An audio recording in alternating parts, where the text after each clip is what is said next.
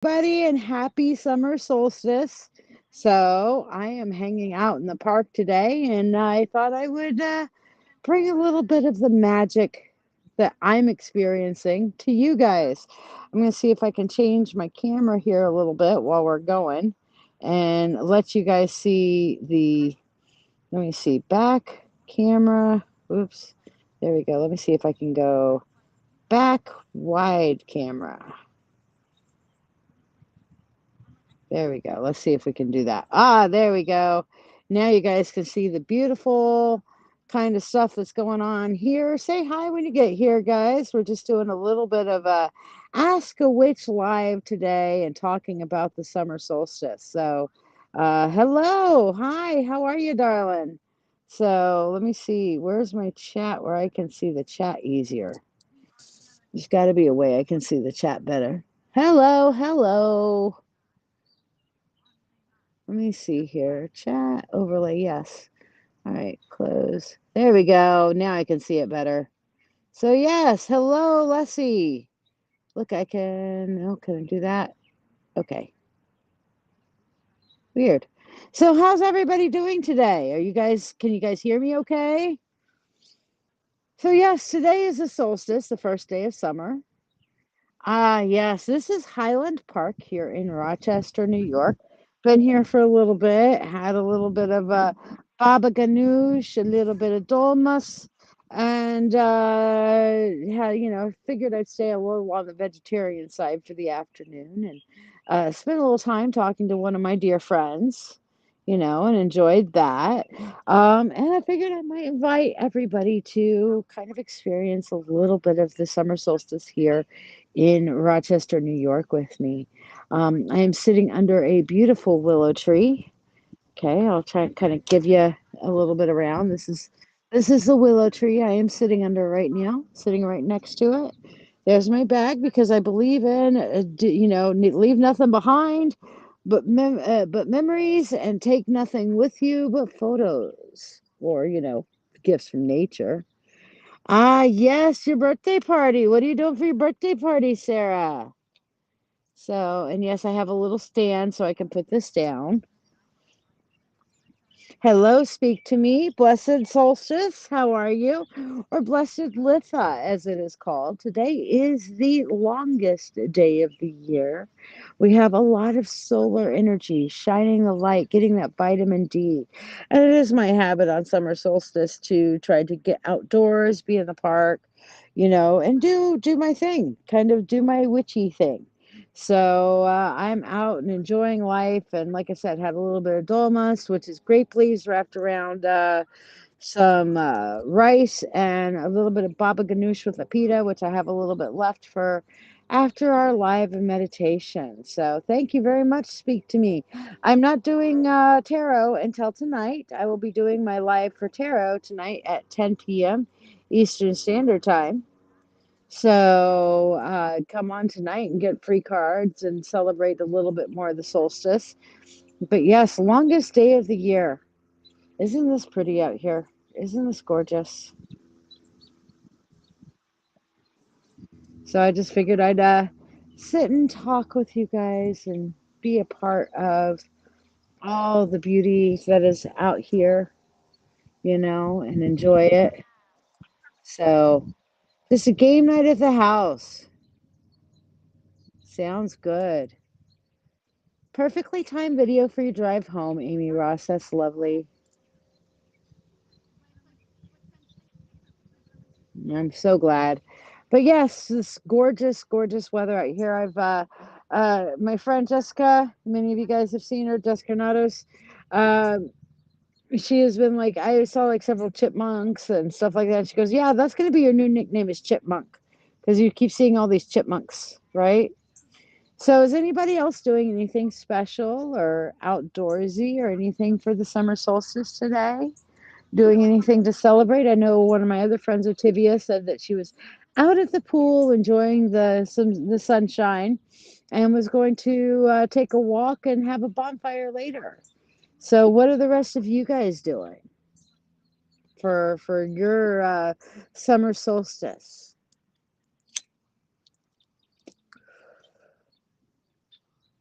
You have to talk the weather out of raining this weekend since you're camping out in a hammock. Oh, that sounds like fun, Amy Ross. Camping out in a hammock? Wow. Okay, that was weird. I'm getting used to this interface on my phone. So, yeah.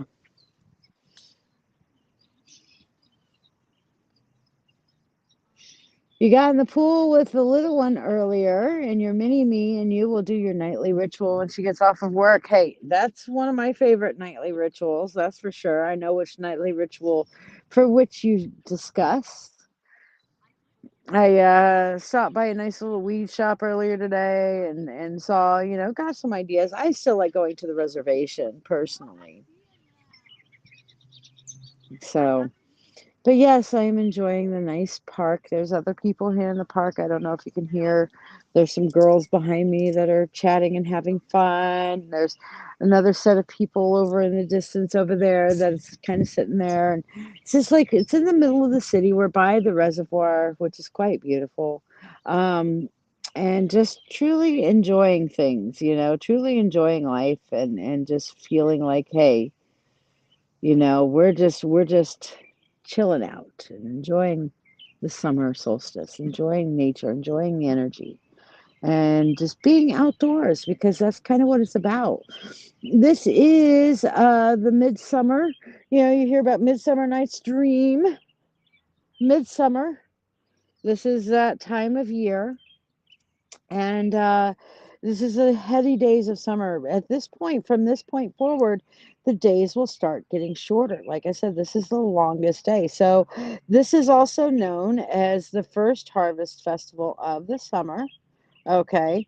So, or the first harvest festival. And then we have Lugnasa, which is August 1st, which is the second harvest. And then we have Mabon, which is the third harvest, the final harvest festival, and that is in September at the autumnal equinox. And the equinox is when the day and the night are equal.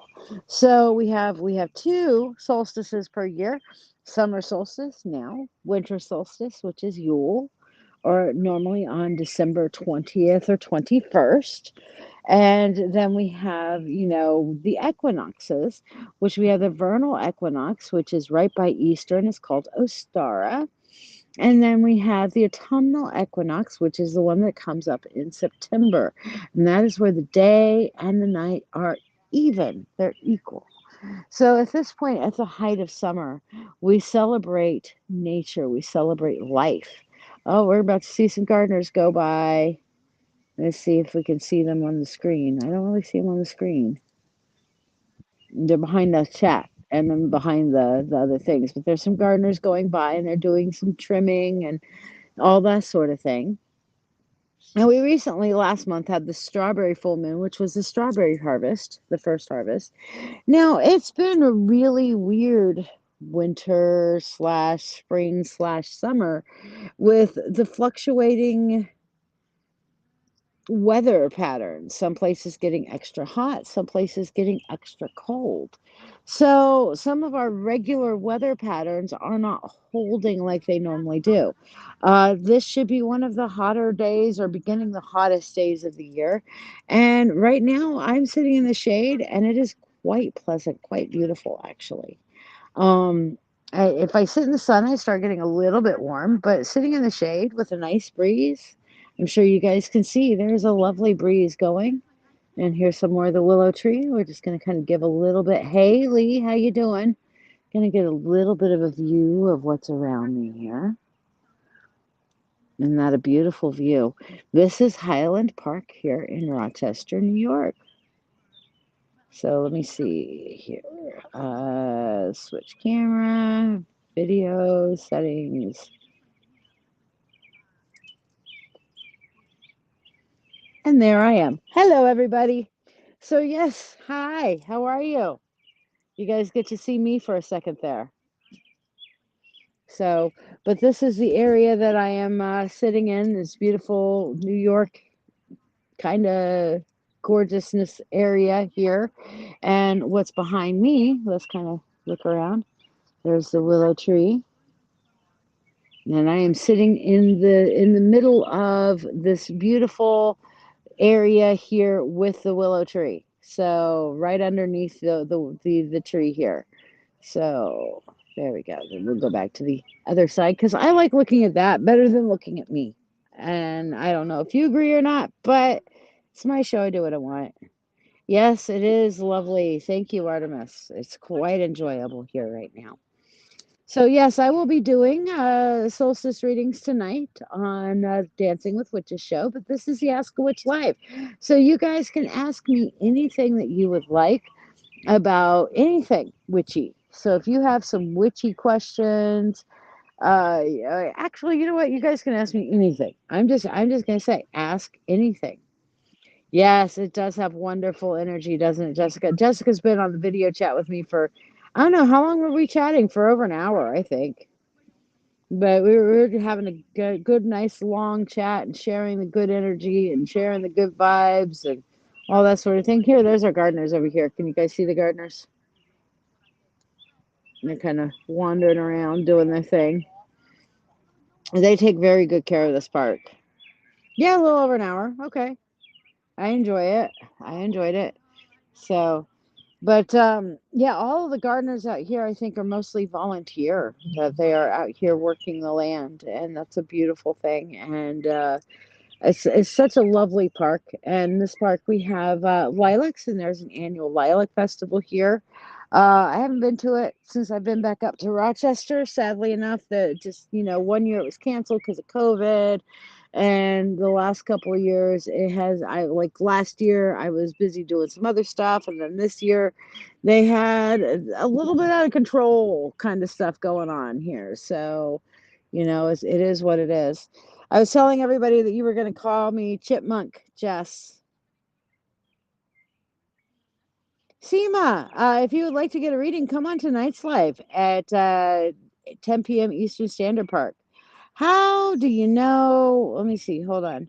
I saw a question here from, I'm scrolling back up. I saw a question here. How do you know you're an empath?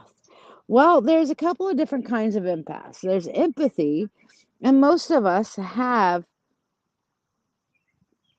uh, the ability to show empathy. Okay. And the ability to show empathy is being like, hey, I understand the feeling that you're expressing to me, and I can commiserate with that feeling. And to commiserate with that feeling is to say, hey, I can relate to that from my own experiences. That's what the word commiserate means. Okay. I can commiserate with that feeling. Actually, you know what? I can do this. We're going to do this. This is the question we're answering right now. How do you know you're an empath? Okay. So basically, you can commiserate with that feeling, and I can understand it because, hey, you've experienced grief. I've experienced grief.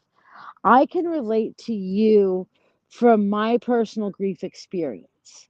Now, an actual clear empath, and we were talking about this on our spiritual gifts, to have the gift of empathy or curse, as the case may be, kind of goes into I feel your pain as if it were my own. I feel your emotion as if it were my own. I have may have experienced grief in my life. I may not have experienced grief in my life. However, I can tell you for a fact that you are feeling grief and it's hitting me this way, and I am feeling it there, the same emotion, the same feeling, maybe at the same depth, maybe not at the same depth, but I am feeling that same feeling. Make sense? I'm feeling that same feeling from as you experience it, so do I. You feel sad, I feel sad. I am experiencing that same feeling with you. Okay? I wanted to show you guys some of the pretty flowers over there. Um, there's broadcasters and there's receivers as empaths. Okay. Broadcasters are able to share out their feelings. Somebody walks in the room and says, okay, I'm bringing the party. We're going to bring the party right now. I'm bringing the good vibes. Or, hey, I'm feeling miserable. So, misery loves company. The rest of y'all were feeling good a few minutes before. Let me be Debbie Downer to this vibe. Okay. So that's a broadcaster. And of course, the receiver are those that, hey, all the different emotions that people are feeling around you are coming in at you at once. And receivers, well, for me, my receiver part is I fucking hate going to the grocery stores. Certain grocery stores I'm okay with. BJ's doesn't bother me because there's not as many people in there. But like going into Walmart is like, oh my God, no. Fucking no, no, no, no, no, no. And by the way, did I say fuck no? Okay. So, it's just like I can't deal with that. So, what do? The coward that I am, I send the wolf in to do it. Because he's like, when I told him I hated going into Walmart, he's like, okay, I got this. I'm like, cool. That's one thing I don't have to do. Can I do it? Yes. Is it draining on me? Oh, God, yeah. Okay. So basically, if you're experiencing stuff like that, yes, Walmart is the worst, Jessica. If you're experiencing stuff like that, then yeah, chances are you are an empath. Now, there are other parts to that empathic gift, mind you, but there are, hello, Regina.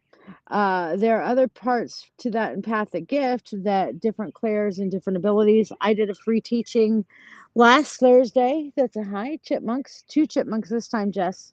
They came running around, ran right up to me, and then ran away. Okay. They were cute, though. Chipmunks are so fucking adorable. But yes, I went through the first half. I'm going to do the second half this week. And then on the mentorship circle, we'll get more in depth into those. But last week, I talked about half of the list that I have, my comprehensive list of the spiritual gifts.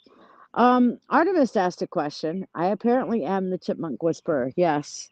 Artemis asked a question. How do I get visuals from my reading? I really don't see a picture like some people do. I just use the words that describe the card and follow my gut on what the cards are trying to say. Artemis, not everybody reads the same way. Okay.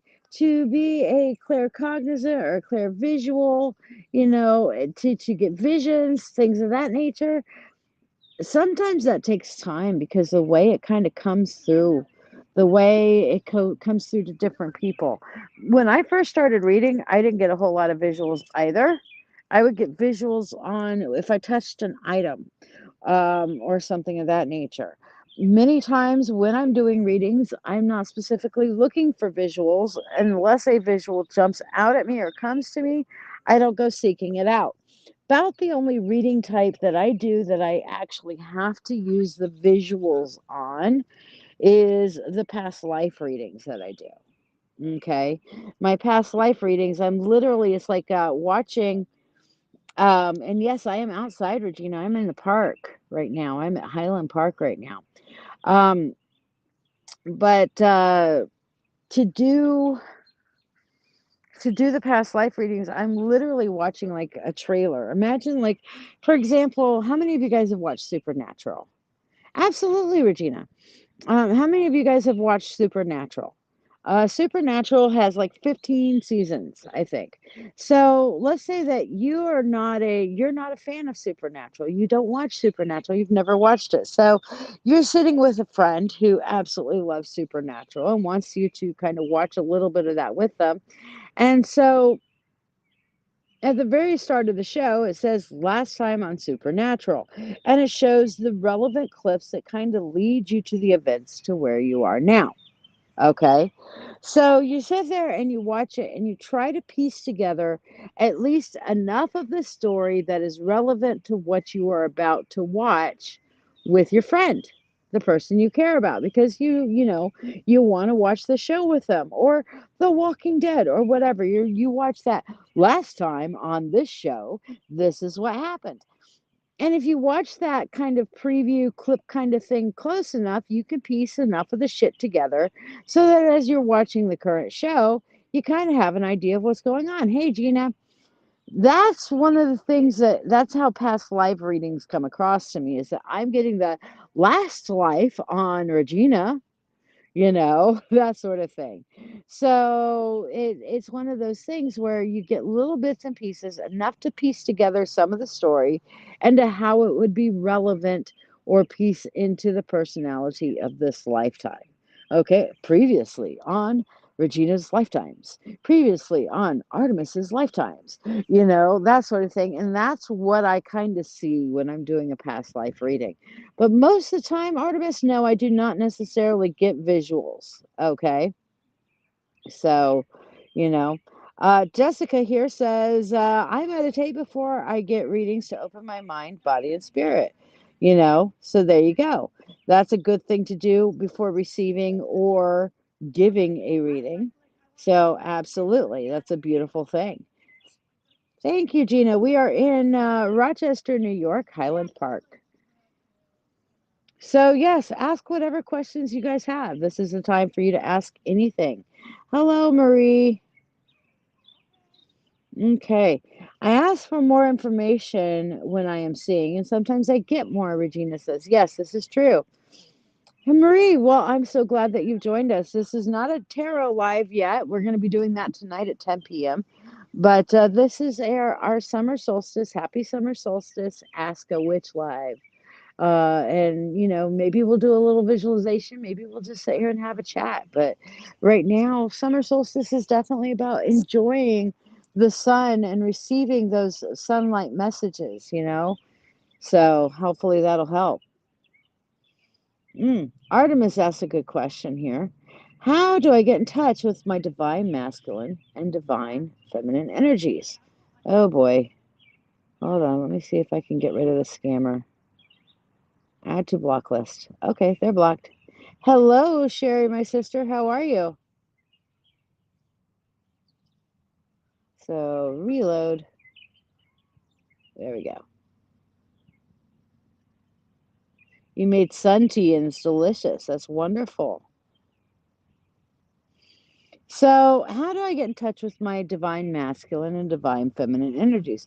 First of all, study both the positives and the negatives of what it is the feminine traits or the masculine traits. Okay. And when we're talking about divine masculine or divine feminine, we are talking about the best of each. For example, one of the best traits of the divine feminine is the nurturing, the healing, the emotional quotient, the emotional relational part of the divine feminine energies. One of the best things about that I feel in the masculine is drive, motivation, that determination to get things done. Okay? And basically you look at the both sides of what are the best traits of the male side of things? What are the best traits of the female side? Now, it's also important to understand what are the toxic feminine and toxic masculine traits. Okay, what are toxic feminines? Bitch, I will claw your motherfucking eyes out. Hell hath no fury that a woman scorned. Okay, women are shitheads to each other. We are, all sorts of assholes to each other. We're petty, we're catty, we can be all these are toxic feminine traits. What about toxic masculine and toxic masculinity? Me man, me know everything. Me man, I beat you into floor. I am going to have a visceral emotional response with my fist, motherfucker. Okay. All of these things are the toxic sides to the divine, to the masculine and feminine energies around you. All right. So this is one of those things that, understanding those things and deciding which of these traits am I most in line with? And do I want to be in line with these traits? In other words, if you're connecting with the divine feminine and the let's say the empathy and the nurturing, okay, anything a positive trait such as that loving nurturing quality can become toxic when we don't set appropriate boundaries. So if we're the nurturing loving giving type and a narcissist comes around, it can actually having that trait in an extreme can become negative for us, can become toxic for us because you know what? As we well know, takers do not have boundaries. They will take, take, take, take, take, take, take, take, take more and more and more and more and more, please. Okay. So you have to find that right balance of that divine feminine, divine masculine. And that's when we find, divinities or role models that we can look up to find the best traits that we want to adopt and adapt in our own lifetime. So I am enjoying the outdoors. And yes, Suzanne Delgado Doobie, or Suzanne Delgado, sorry, I'm still used to that. Welcome, welcome. Glad to see you, dear. All right. Jessica asks, do you have tips on shielding people's emotions? I work hard on it because sometimes it doesn't work. Well, the first tip is understanding and being able to differentiate between your emotions and everybody else's. Okay, you can't we can't stop feeling unless you're a psycho. Can't talk to a psycho like a normal human being. We can't shield all the emotions unless we just completely shut ourselves off. Meow. What am I hearing? I hear a kitty cat. Okay. We we can't always completely turn off our emotions. I'm wondering if it's a child or a cat. But oh, hi chipmunk. Lots of chipmunks today, I swear. Yes, I am the chipmunk whisperer. But basically, we can't always shut off all the emotions. We have to know and we have to find a way to understand and recognize the difference within ourselves between our own emotions and others' emotions. And one of the best things that you can do is look at the emotion that you are perceiving and say, do I have a reason to feel thus? Okay. Okay. I'm all of a sudden feeling sadness. Do I have a reason to feel sad? Well, I'm looking around me and no, I'm sitting in beautiful nature celebrating an awesome holiday, the summer solstice. I've had some wonderful, snacky food that's putting myself more in the vegetarian and line with the universe and stuff like that to open things up. I've been meditating, I've been talking to one of my best friends. I've been really enjoying, the afternoon. I had a great morning with my mate and my stepson and my bonus son. Okay, I had a great time with that. We joked around. Woke up this morning. I had some wonderful coffee. I have no reason to feel bad or to feel sad. Okay, what so if I'm picking up sadness and I'm starting to feel sad, I need to start looking around me to seeing where that source of that is. And in doing so, I can either block out that source, I can push back the good vibes that I have. If you're a broadcaster empath, you can push that out. For me, what I typically do is I choose the emotion I wish to have and what I wish to share with others, and I kind of push that out from my aura and create this little egg aura around myself. Okay. And that is especially when I'm in a big kind of crowd. I choose to be happy. I choose to, and the wolf's like, this is the point where you go up and you'll hug a junkie. Yes, I will go hug a junkie. Okay. Because I have chosen, I'm going out in public. This is what I'm going to do. And the best thing I can do is try to raise the vibration of shit around me in order to keep my own fucking vibrations from tapping through the floor. Does that make sense? So those are some tips that I feel on there. All right. Regina says, what does it mean when an astrologer says a planet will move into a zodiac sign at a degree? How do I relate the degree to my natal degree? Well, that is a very deep question, but I will try to give kind of a general overview answer for that. Natal charts are a very, very complicated thing, but it's just basically in the alignment. Like if you have a higher degree towards something, like if you're at a 90-degree angle with something, that puts you in opposition. If you're in a T square with something, that puts you as a breaking point between two different zodiac influencers. So if you're saying, hey, I have a T square between Mercury, Neptune in the sign of Scorpio. Okay.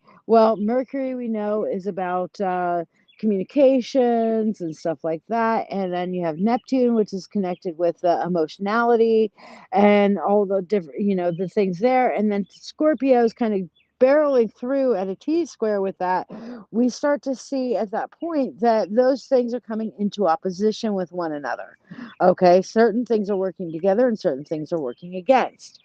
The actual degrees are kind of how much of a influence that and what type of influence the sign or the planetary body is having in what particular house that you're looking at. And of course, we have 12 houses in your natal chart. Okay, you have your three, your right, your sun sign, your moon sign, your rising. You have your houses, and a natal chart is a very complicated thing. Doing natal charts, just a basic natal chart, for me to do a basic natal chart for you is 150 right off the bat, because it is that complicated and that much of a pain in the ass for you to not just. Yes, there are, and thank the gods, the only reason I'll do it for that cheap is because there are things that will actually give me the chart, but all the interpretation of the degrees and stuff like that takes years of study, years of study. And even with that, I still have two. And if I were in my Regina, ask me if you're on the live tonight, ask me to show you my natal books, my natal chart books, and I will show you my reference books because I will still, to this day, pull those books out to reference certain specific things. You know what I mean? Artemis says, I am finding divine energy with Persephone. She has been a very kind and patient goddess. Persephone is amazing. Persephone is both a goddess of this time of year for the spring, the summer, the vibrancy of life, and she is a goddess of the underworld. And she shows us true balance. She teaches us balance. She is not the victim of Hades, she is the lover of Hades. She loves life and she is the perpetual maiden, and she loves death and the solace and the peace it brings. She is truly a goddess of life, death, and rebirth. So I find that beautiful that she has been a good inspiration for you. What other questions do you guys have? Gina says, it is very hot here in the Northeast. Well, I am in the Northeast right now, Rochester, New York. But I am also from Texas. And while I'm a little sweaty, I am also wearing something sleeveless right now. I will put myself back on camera if you would like, for just a minute anyway. So yes, here I am back on camera for a minute. But yes, I'm wearing sleeveless right now. I'm wearing something that allows me to pick up a little bit of the breeze. My hair is down. I think I want to put it up again in a minute. I've been putting it up, down, up, down, up, down. I love the breeze through my hair, but I don't necessarily like the fact that I've got heat on my neck. But as you can see around me, I've got a breeze kind of flowing.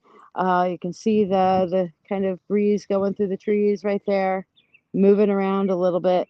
So it's, and I'm sitting in the shade. It is definitely hotter over there in the sun, but here in the shade, I think it's about 80 degrees right now, but it is actually quite pleasant at the moment. So there we go. Back to the prettier view, in my opinion. So yeah, let's see what other questions.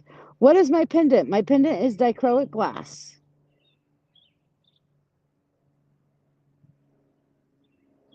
Hello, Ashley Hart. How are you, darling? Good to see you.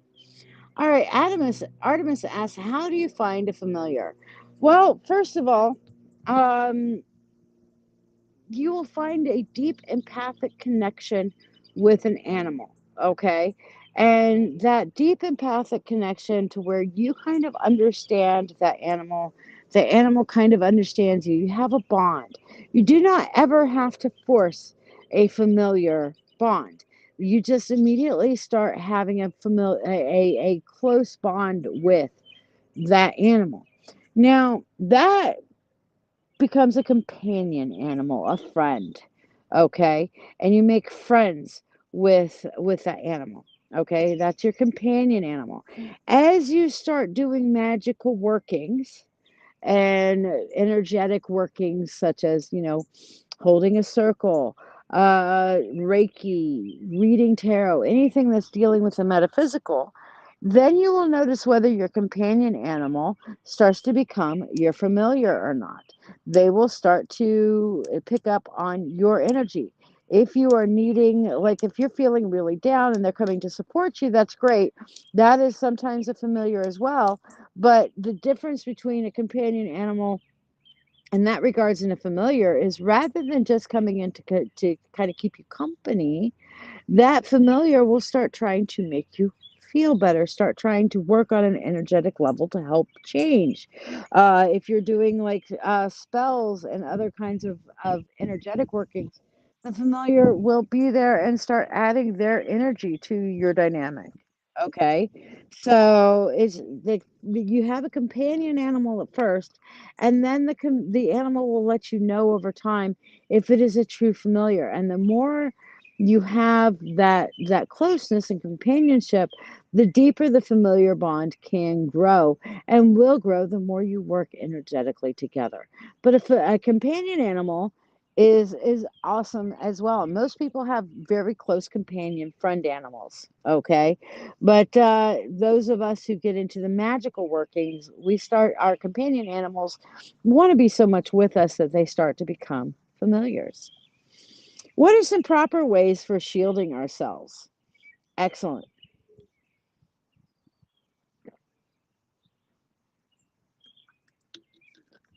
Um, what does it mean? What are some proper ways of shielding ourselves? First of all, I believe in grounding and centering. Okay. So, the first thing that you want to do to shield yourself is find your connection with the earth and find your connection with the cosmos and align your own energy within yourself. Okay. So your first technique is going to be grounding and centering. And then once you have grounded and centered, then you want to kind of put what I like to do is like, you know how they have that one way glass where you can see out, but people can't necessarily see in? That is the visualization I use to put an egg around me. Okay.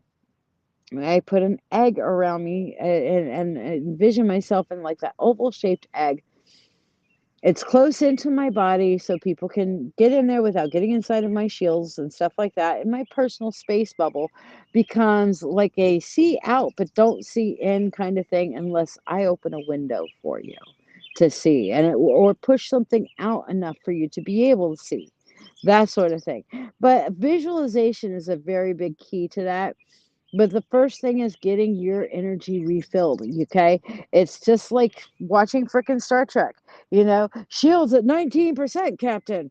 We're taking torpedo damage. Shields at 10%. Shields at failure is imminent, okay? This is what happens when during the course of our day, shit is just assaulting us. And unless we turn around and recharge our shields, sometimes multiple points throughout the day, we're fucked. you know, we are fucked. Artemis says, I had a familiar bond with my first black cat, Trixie, but I had to give her up because I couldn't afford the pet rent. Breaks my heart when she severed our connections. And I get that. It's tough. They become family, and animals don't understand many times. Regina, what does it mean when natal charts do not have several colored lines? It means people didn't have several different colored pencils or they don't like using different colors. Colors are not required. People started introducing colors into the natal charts simply because there are so many lines to read on a chart that sometimes differentiating one line at 1 degree from the other line at the other degree, it becomes like a pain in the ass to read. So having the colored lines is just an ease thing. It makes life easier. Does that make some sense? So it's just a matter of, hey, this is convenient. So what does it mean? It means somebody didn't use that as a convenience. That's what that means.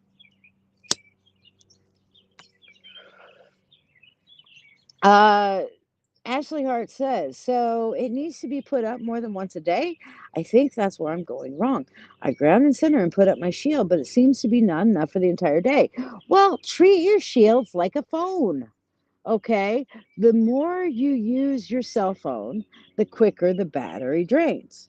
So you have to stop at various points throughout the day and plug into a power bank or plug into a wall socket to recharge your phone enough to keep using it throughout the day. That's it. If you picture your shields like your phone battery, the more they're inactive, the more they're in use. Like right now, I don't have a whole lot of, at least around me and my current environment right here, I don't have a whole lot of need to shield. Okay. The only shielding I'm needing to do is that if anybody from you guys are going to turn around and start pushing stuff off, but we're commiserating, we're sharing energy. So I don't have a whole lot of need right now to be draining my shielding. However, my battery on my phone, since I'm using my video camera and broadcasting using my Wi Fi signal, is using my battery faster than I would if I had my phone shut off and in my purse. It would have a small trickle drain, but because I am in heavy usage with my phone right now, okay, then I'm using it more. So I can expect that my phone battery is going to need charging afterwards. Now, I know that I was going to use my phone in this regard when I came to the park, so I made sure that I had plugged it into my fast charger and had a maximum charge before I got here. Makes sense? So, yeah.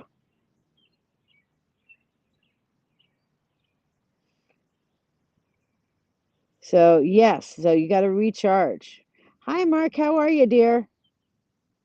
All right. Let me see. I'm trying to get Regina's question up here. So, oh, nope. That was Ashley's again. Here we go. All right. So Regina is definitely on the natal chart thing. So what not have a lot of lines in their natal chart, good or bad indicators? Neither. Every line, it's not a positive or negative indicator. Each line that's in the chart shows a relationship of where that particular sign in that house goes to what planet, goes to what zodiac sign. It is an extremely complicated process. Now, if you want to learn how to read natal charts, I suggest really getting into um, some books. They have like Astrology Made Easy, Natal Charts Made Easy. Start off with one of those. The books that I have, I honestly wouldn't recommend for anybody because they are extremely complicated.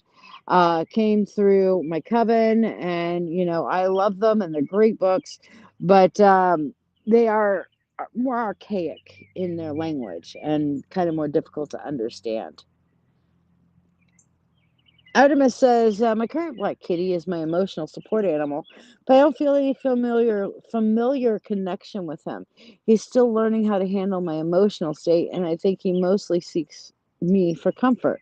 Yes, and the more you can give on an energetic level to the kitty cat, the more the kitty cat will be full and want to share back with you. But not every companion animal will turn into a familiar, Artemis, for sure.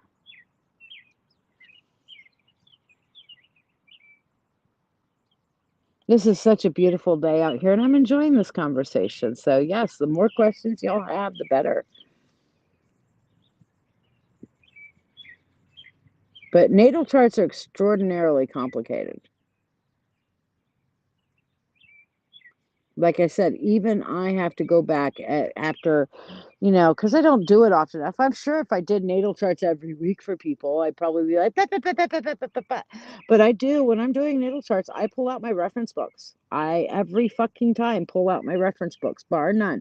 I do not just, it's so technical and so precise that I don't want to half-ass it for anybody. You know what I mean?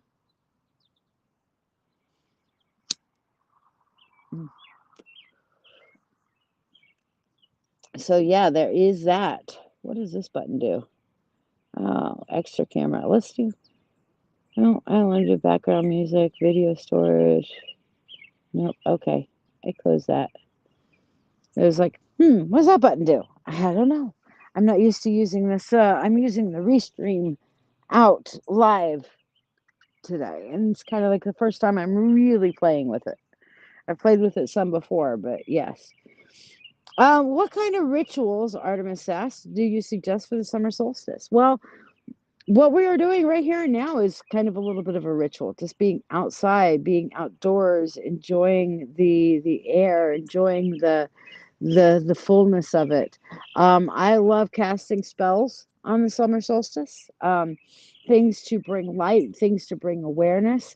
Bonfires on summer solstice night. Just what's a good ritual? Get out and barbecue a little bit, do a cookout, something like that. Get out and enjoy the outdoors. Honor the horned god. Honor the sun god. Honor the nature. Honor the harvest. Um, just your standard, whatever kind of casting a circle ritual and honoring the divine masculine. This is a divine masculine style holiday today. Okay. So, honoring the divine masculine within yourself, definitely a thing. It's just absolutely wonderful, to really get out and celebrate the day. By the way, what time is it, guys? I can't even see the time. Hmm, curious. So, who is the horn god?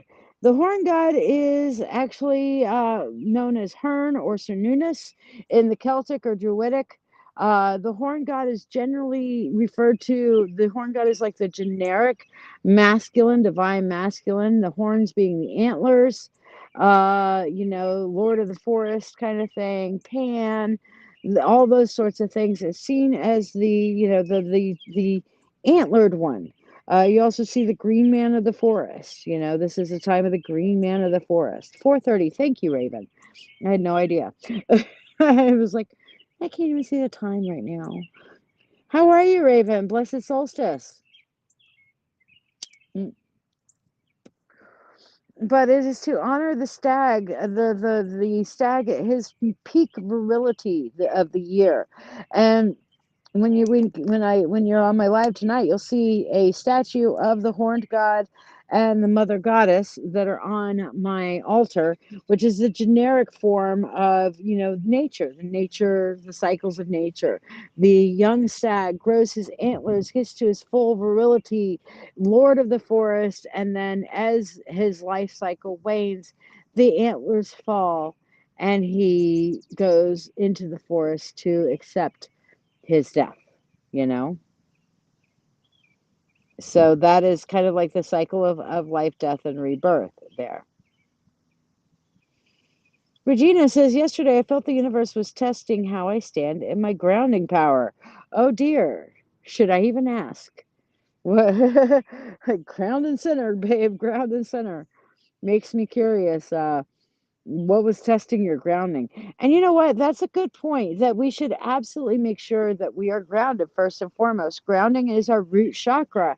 And just like plants, guys, if we don't have roots set into our grounding to where we can receive nourishment from the earth, then how the hell are we supposed to grow big and strong trees?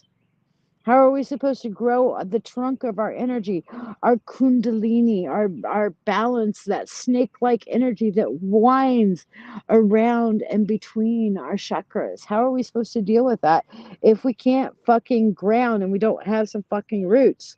Okay, so it's really hard. Everybody's like, oh, third eye, third eye, third eye, third eye. You know what? You need to ground some too. Okay, you gotta ground. So yeah, that's a thing.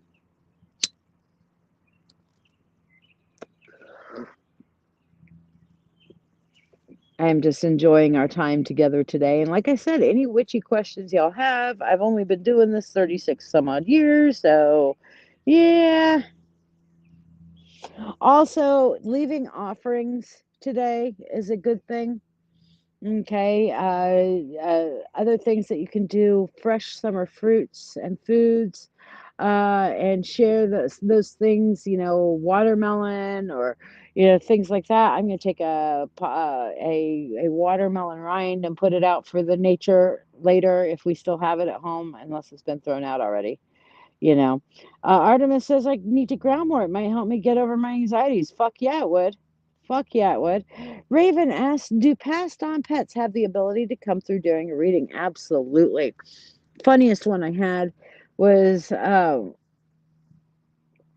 dog that I had actually known in life and dog sat for. My friend Lindsay, her dog, okay. And at one point I was doing a reading, I'm like, why do I keep seeing fries, French fries, Wendy's fries, specifically Wendy's fries? And it's like, oh, that's how I trained her. I'm like, okay, wow. When animals and pets come through, it's more impressionistic than it is or image based than it is actual words. So it's just using emotions and empath kind of reading that way. But yes, passed on pets do come through during readings. Absolutely. It is the same as any other mediumship. It's just they communicate differently. That's the main difference. So, yeah. For those who don't know, we do have the seance night coming up. Um, you can go to ladyshia.com and click on seance night. That is going to be on July the 9th. Okay. Oh, there's a chipmunk. Chipmunk. Did you see him? Kind of ran through. I don't know if y'all saw him or not. So, what other witchy questions or otherwise y'all have? You can even ask me personal questions. I don't care. I am an open book.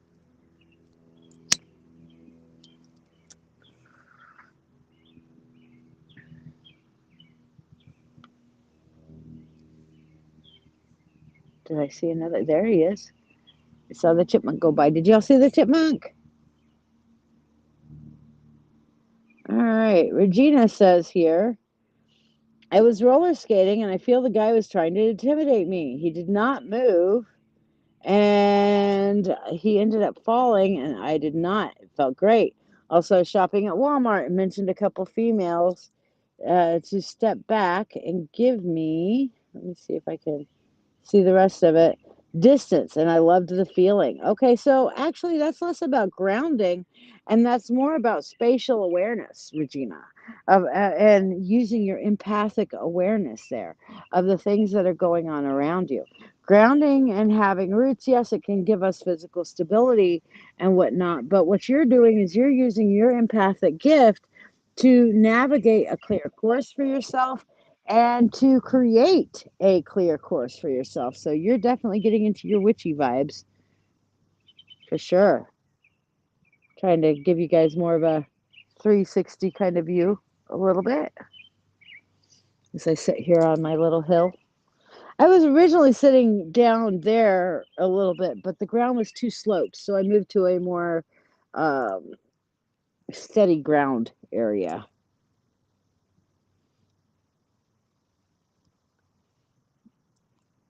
So yeah, you're actually learning to use your gift, your witchy gift, to influencing the world around you. So that's beautiful. There's a lot of wildlife and birds that come into that little bush right there, so we might kind of watch it for a little bit. What other questions do you guys have?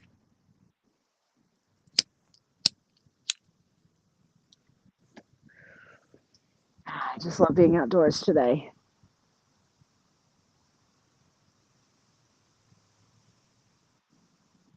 And the breeze is coming through. How did I become a witch? Well, that's a great question. I do have a story. Uh, why is that not showing up? Well, that's weird. Show. There we go.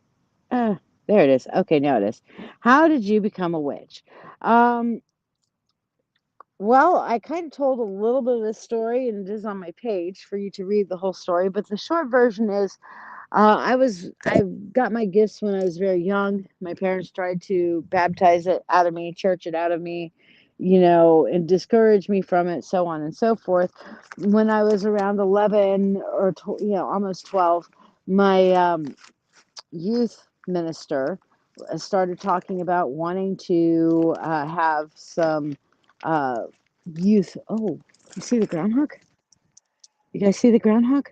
Right there. Can you see him right there by the bush? Can y'all see him?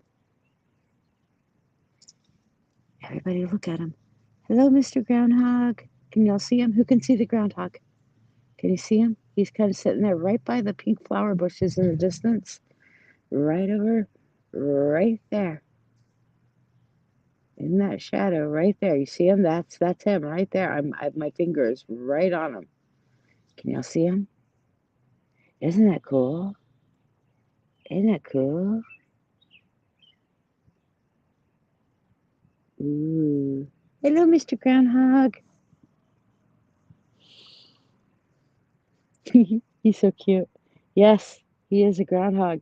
So basically, I went to my youth pastor and said, okay, here's my spiritual gifts. And I think I would be a great youth leader because, I'm an Aries and got to lead, right? And he said, oh, that's satanic. That's witchcraft. And I'm like, it can't be satanic. It can't be evil. And so I started looking around, got on an online group. Back then it was called Prodigy. We had CompuServe, AOL, and Prodigy back in the day. Prodigy was the cheapest, so of course that's what we went with. Mm. And they had a pagan Wiccan chat room in there. And so I started talking to them and they started saying, oh, you're an empath. You have clair abilities. You are a psychic ability.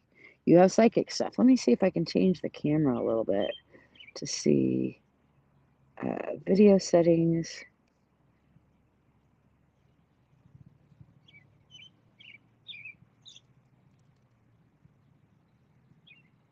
Can y'all see them better now?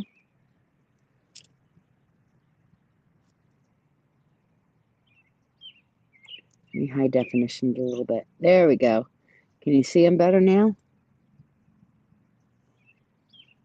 He's kind of right.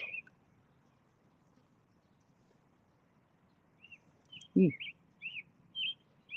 you see him? Where's my... There it is. All right. So right there, right above my nail, right there. You see him? Right there above that. Well, he's moving in that little patch of sunlight. There he goes. He's moving over. Ah, now he's gone. Okay. There you go. We got to see him a little bit. So let's go back to the wide camera. There we go. All right. Wide camera. So yes. Um, but anyway, in that whole process, I learned about witchcraft and paganism, and that started making a hell of a lot more sense to me because it was accepting of the gifts that felt natural to me my whole life. you know.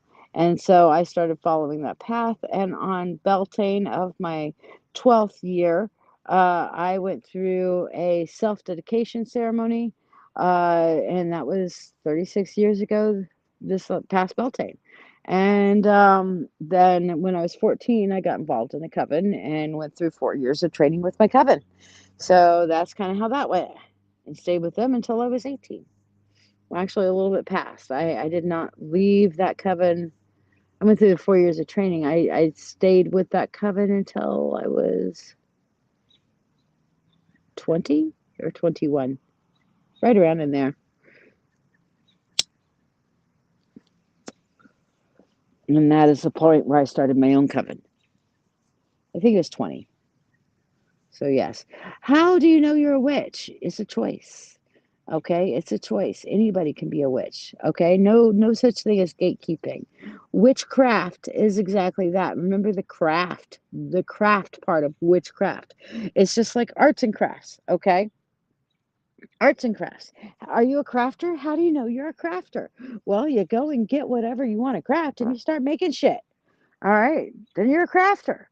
What do you craft? Oh, I craft with decoupage. Oh, I craft with yarn and crochet. Oh, I craft with food.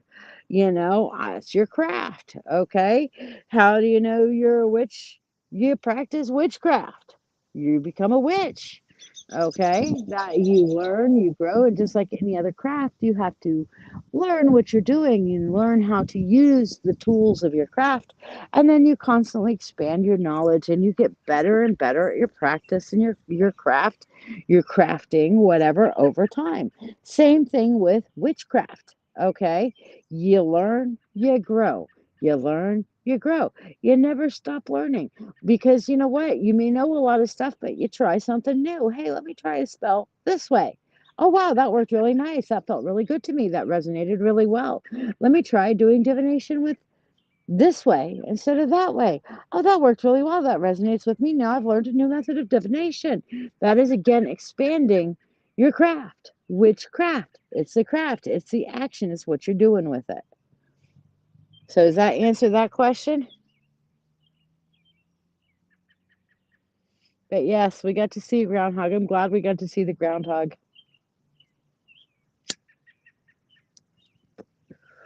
So when you begin to practice the path of the wise, then you become a witch. You simply say, "Hey, I am practicing witchcraft," and then if at some point you can say, "I am a witch." It is a choice. It's an identification. This is like, I am a woman. I have born a woman and I choose to identify continually as a woman. I am a woman. That is, you can have people who are born into the craft that turn around and say, "Oh, I'm better than you because I was born into the craft." Well, that's not necessarily true. It's not any better or worse. It's how I am living now. Was I born into it? Yeah. Did I know that growing up? No, because I was adopted. I didn't have a fucking clue. You know, does that make me any better or worse? No, it makes me being able to understand both sides of the fence for that, to be honest with you. But I choose to identify as a witch. Therefore, I am. I have accepted that as a label. Now, does somebody else calling me a witch make me a witch? No. I have accepted that as a label. Some things simply are or aren't, whether you accept a label or not. It is a fact. If you are practicing witchcraft and you choose not to identify as a witch, you're still practicing witchcraft. You're still doing the witch stuff. So maybe you're a witch at that point, but it doesn't necessarily mean that, you have to call yourself that. You can call yourself whatever you want. Any other questions you guys have for me in this fine summer solstice afternoon? Longest day of the year.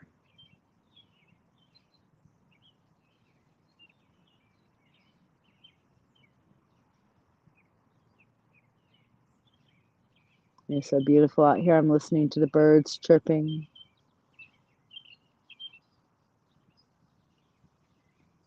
We find balance on this day. This is, you know, we're understanding the other side. Oh, there's chipmunk under the tree. Under the tree. Hello, little chipmunk. I saw you. Where'd you go? There you're hiding. I see you. I see you, little one. They're so cute. There it is. It's gonna come out. It's coming out. Did you see it? It crossed. It's underneath the white bush now. I love nature. Nature's so beautiful. Nature's so wonderful. I love being able to get out and spend time in nature. Have I ever been on a cruise ship? Yes, ma'am. I actually went on a cruise through the Greek islands.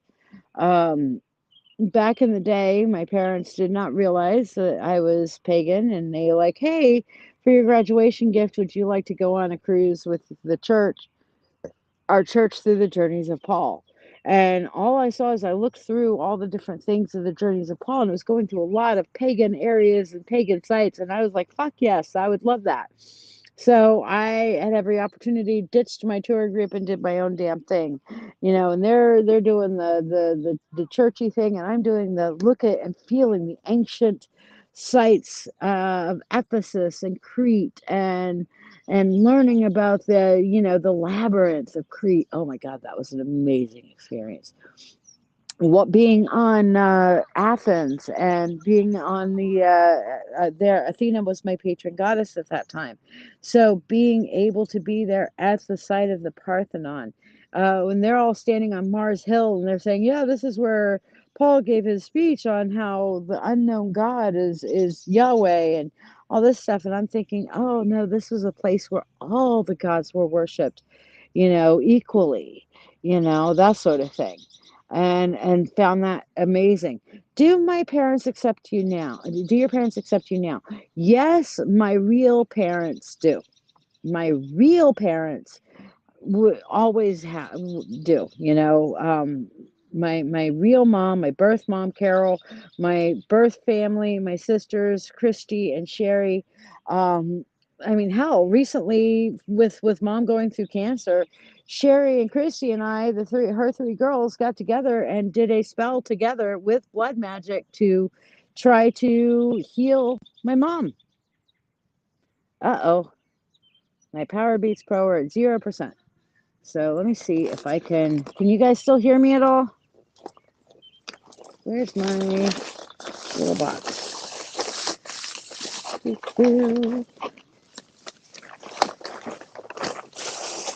There we go. Can you guys still hear me? Okay. It should be coming through the actual phone thingy, but I'm going to take my headphones off and let them charge for a minute. We're done.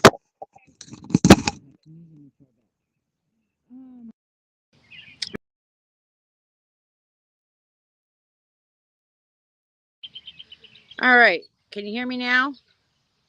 How about now? Can you hear me now?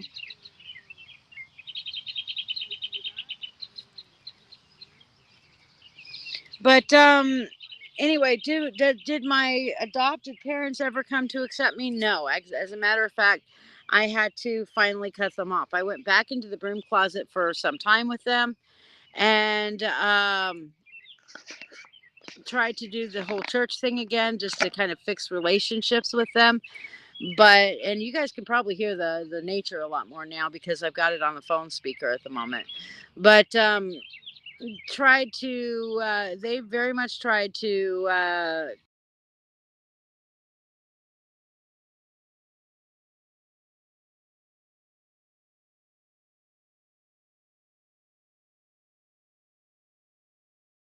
still on? Can you guys still hear me?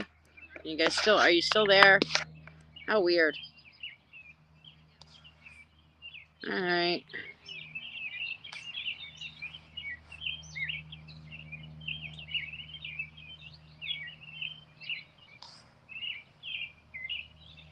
Chat overlay off on. Okay, y'all are still here, but now I can't see. I cut out for a second. Yeah, okay. My phone just went. Okay, so we're good. We're good. All right.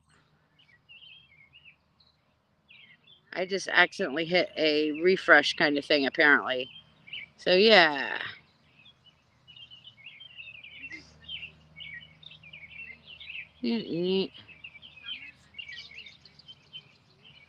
Somebody say something again, because for some reason I need to move this for a second. Forgive the shaking stuff for a minute. Close that. Okay. There we go. All right. That's better. You hear the same birds in your area. There you go. That's awesome. Yeah, no, it's my bad. My bad. But yes, we got it kind of back now. That was weird. It just kind of tried to refresh the browser window for whatever reason. I'm still learning this program, trying to use Restream out and about. But eventually I had to say, cut them and my adopted parents out of my life. My father is the only one still living. My adopted father, I still have him cut out of my life. My adopted mom passed on, and she and I came. She tried to come to me right after she died. She tried to come to me and say she was sorry and fix things right after she died. But basically, at that point, I was not ready, and it took me about a year after she passed to uh,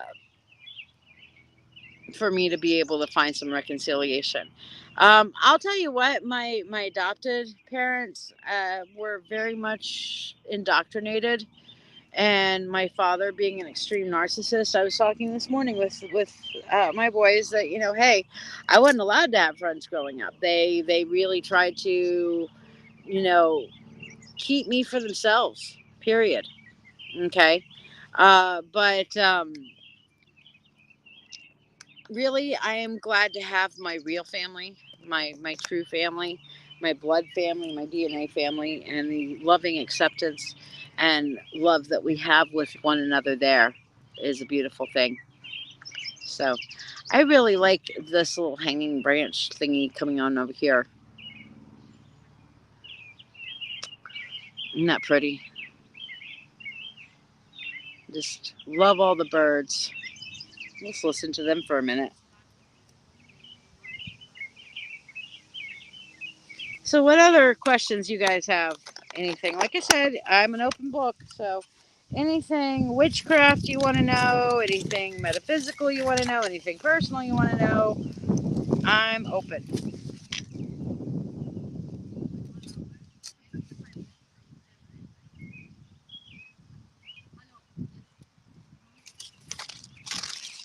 Oh, Raven, you asked, do I have a favorite incense I like to burn?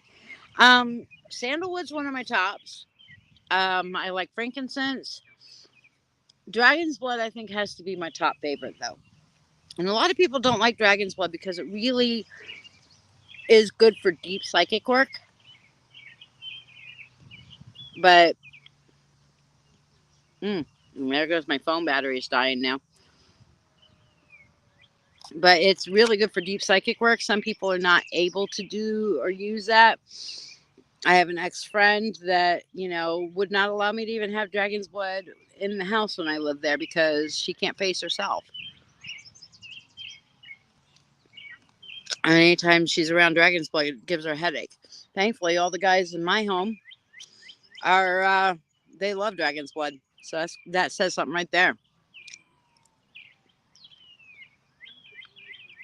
Me too, Regina, me too.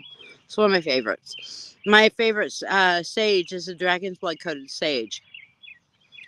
I also love frankincense. And by the way,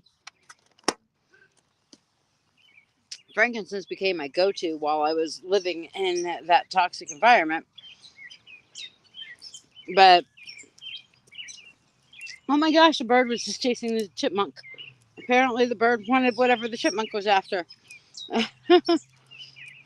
That drama is unfolding a little bit over there. I don't know if you can see the bird there, but the bird that's kind of behind that tree, or behind the bush there,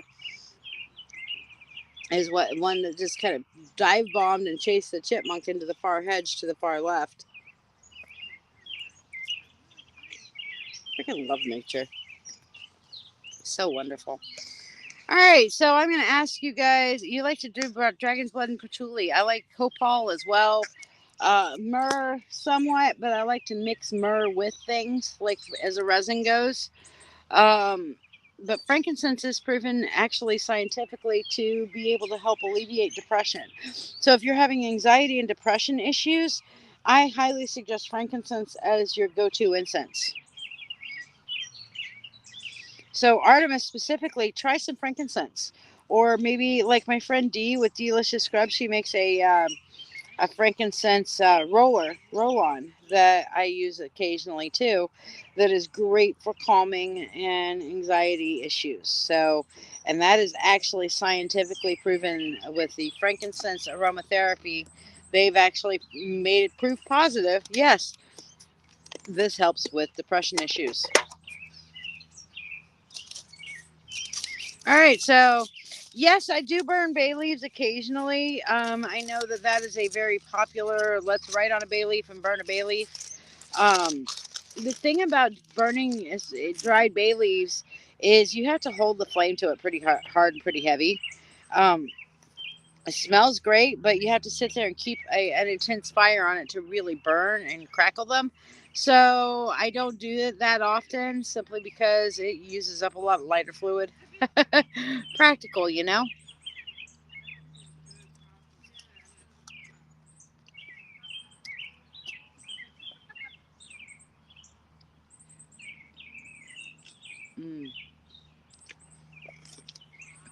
Here's my baba ganoush. I'm munching on some of my baba ganoush. And then this is the wonderful pita that they gave me to go with the baba ganoush. It's yummy.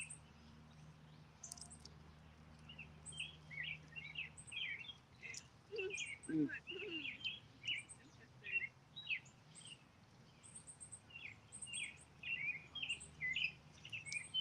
All right, my darling. So, any final questions you guys may have? Otherwise, I will see you on tonight's live at 10 p.m.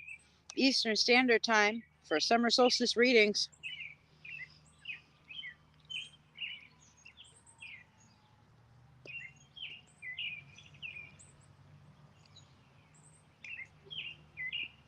I will burn bay leaves in like a fire. Like if I have an actual fire pit going, that's where I find it beneficial mostly to burn bay leaves. But I will also throw in resin incense.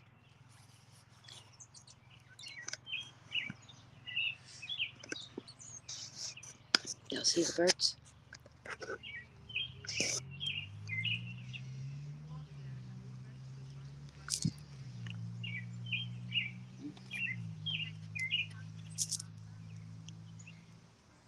Look at that. They're eating the pita. Hey, baby. Want a smaller piece? Here's a smaller piece. That was too big. I threw a little pita down for him. Mm.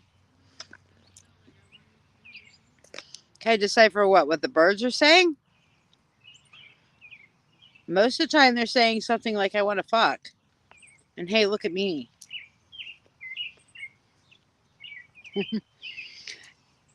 There are times where I kind of pay attention to what they're saying and stuff like that. But most of the time, they're like, I want to fuck, I want to eat, or look at me. You want honestly.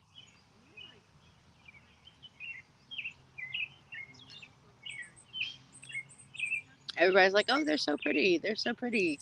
Yes, they are pretty, but they're mostly saying, hey, look at me. Look at me. Isn't this great? Look at me. I'm so awesome. I want to fuck. You want to come fuck me? Come fuck me.